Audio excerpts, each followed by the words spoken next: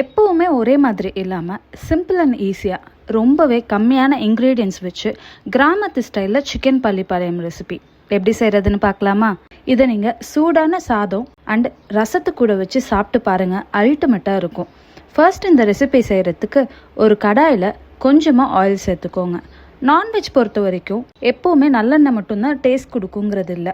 ஒரு தடவை தேங்காய் எண்ணெயில் செஞ்சு பாருங்கள், டிஃப்ரெண்ட்டான டேஸ்ட்டில் இருக்கும். ஸோ இன்றைக்கி நான் இங்கே தேங்காய் எண்ணெய் தான் யூஸ் பண்ணியிருக்கேன். கொஞ்சம் தாராளமாகவே எடுத்திருக்கேன்.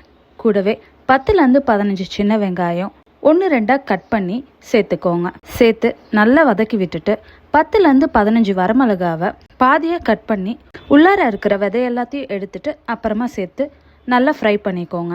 1/2 டீஸ்பூன் அளவுக்கு ஜீரகம், கை நிறைய கருவேப்பிலையை சேர்த்து நல்லா வதக்கிடலாம். 5 நிமிஷத்துக்கு நல்லா வதக்கி விட்டுட்டு வெங்காயம் நல்லா கலர் சேஞ்ச் ஆனதுக்கப்புறம் நான் இங்கே 1/2 கிலோ சிக்கனை நல்லா உப்பு மஞ்சத்தூள் போட்டு க்ளீன் பண்ணி எடுத்து வச்சுருக்கேன். அதை சேர்த்து நல்லா மிக்ஸ் பண்ணி விட்டுக்கோங்க. இதுக்கு நம்ம தண்ணி ஆட் பண்ண வேண்டியதில்லை, ஆல்ரெடி நம்ம சேர்த்துருக்க ஆயிலே வதக்க போகிறோம். ஸோ நல்ல ஒரு ட்ரை கன்சிஸ்டன்சிக்கு சூப்பராக இருக்கும். சிக்கன் வேக வேக அதிலிருந்து நல்லா தண்ணி விடும். ஸோ நம்ம தனியாக தண்ணி சேர்த்தணும்னு தேவைப்படாது. நல்லா மிக்ஸ் பண்ணி விட்டுட்டு 5 நிமிஷம் கழிச்சு 1 டேபிள் ஸ்பூன் அளவுக்கு இஞ்சி பூண்டு பேஸ்ட், உங்களோட தேவைக்கு ஏற்ற மாதிரி உப்பு சேர்த்து நல்லா வதக்கிக்கோங்க.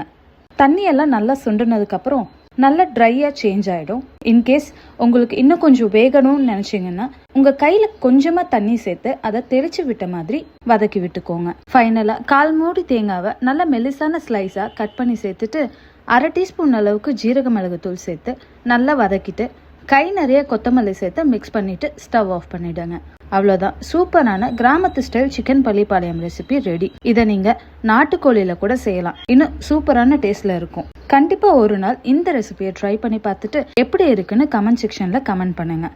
அண்ட் கூடவே உங்கள் ஃப்ரெண்ட்ஸ் அண்ட் ஃபேமிலிக்கும் இந்த ரெசிபியை ஷேர் பண்ணிவிட்டு செஞ்சு சாப்பிட்டு பார்க்க சொல்லுங்கள். இதே மாதிரி நிறைய சிம்பிள் அண்ட் டேஸ்டியான ரெசிபிஸ் வரப்போகுது. ஸோ மிஸ் பண்ணாமல் பார்க்க மறக்காமல் என் சேனலை சப்ஸ்கிரைப் பண்ணிக்கோங்க.